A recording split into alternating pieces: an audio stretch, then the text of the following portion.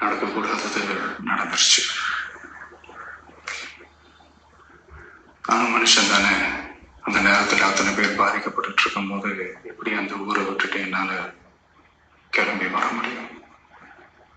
நான் திரும்ப அங்கே போகணும்னு இருந்துச்சுன்னா அதை ஒரு காரணம் காட்டி அங்கே வேற சில பதட்டமான சுச்சுவேஷன்ஸ், வேற சில சம்பாவிதங்கள் அந்த மாதிரி எதுவும் நடந்துடக்கூடாதுன்றதுக்காக தான் நான் அவாய்ட் பண்ணுவேன்.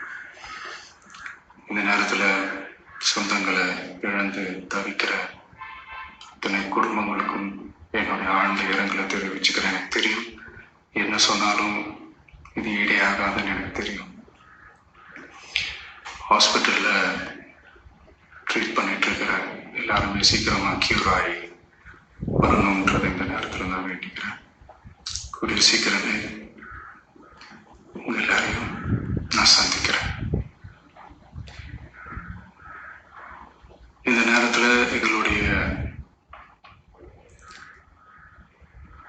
வலிகளை, எங்களுடைய நிலைமையை புரிஞ்சுக்கிட்டு எங்களுக்காக பேசின அரசியல் கட்சிகளை சார்ந்த நண்பர்கள், தலைவர்கள் அனைவருக்கும் என்னுடைய நன்றியை தெரிவிச்சுக்கிறேன். கிட்டத்தட்ட ஒரு 5 மாவட்டத்துக்கு பிரச்சாரத்துக்கு போனோம். இந்த மாதிரி எதுவுமே நடக்கல. ஆனால் கரூரில் மட்டும் ஏன் எப்படி நடக்குது, எப்படி நடக்குது? மக்களுக்கு எல்லா உண்மையும் தெரியும். மக்கள் எல்லாத்தையும் பார்த்துக்கிட்டு இருக்கிறாங்க. கரூரை சேர்ந்த அந்த மக்கள் அந்த உண்மையெல்லாம் வெளியில சொல்லும் போது எனக்கு கடவுளே நேர்ல வந்து இறங்கி அந்த உண்மைகள்லாம் சொல்ற மாதிரி எனக்கு தோணுச்சு. சீக்கிரமே எல்லா உண்மைகளும் வெளியில வரும்.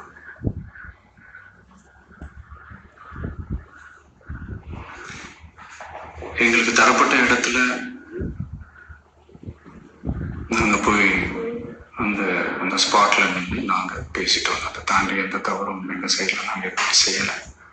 பட் இருந்தாலும் எங்க கட்சியை சேர்ந்த நிர்வாகிகள், தோழர்கள் மேலே எஃப்ஐஆர், அது மட்டும் இல்லை சோசியல் மீடியாவை சேர்ந்த நண்பர்கள், தோழர்கள் அவங்க மேலே எஃப்ஐஆர்லாம் போட்டு இப்போ பிடிச்சிட்டு இருக்கிறாங்க.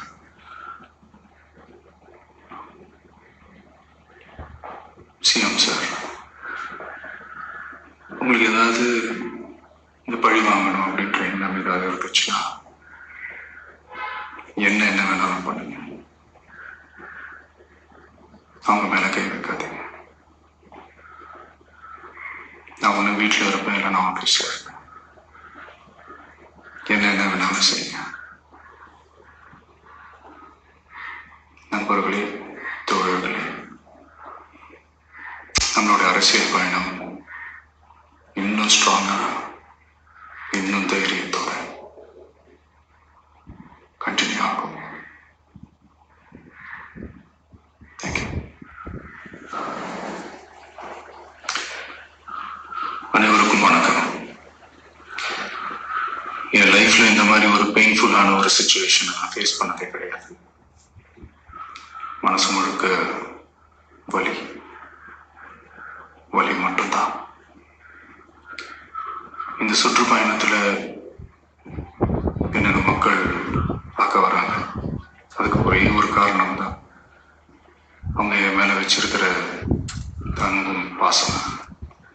அந்த அன்புக்கும் பாசத்துக்கும் நான் எப்பவும் கடமைப்பட்டிருக்கிறேன். அதனாலதான் இந்த சுற்றுப்பயணத்துல மற்ற எல்லா விஷயங்களையும் தாண்டி மக்களுடைய சேஃப்டி, அதில் எந்த காம்ப்ரமைஸும் பண்ணிடக்கூடாதுன்றதுக்காக தான் அது என் மனசுல ரொம்ப ஆழமா இருக்கும் அந்த எண்ணம். அதனாலதான் இந்த அரசியல் காரணங்கள் எல்லாத்தையும் தவிர்த்துட்டு ஒதுக்கி வச்சுட்டு மக்களுடைய சேஃப்டி மட்டும் மைண்ட்ல வச்சுக்கிட்டு அதுக்கான இடங்களை சூஸ் பண்றது, அதுக்கான இடங்களை பார்த்து பர்மிஷன் கேட்கறது, போலீஸ் டிபார்ட்மெண்ட்ல அதை ரிக்வெஸ்ட் பண்ணி கேட்போம். ஆனா நடக்கக்கூடாதது நடந்துருச்சு.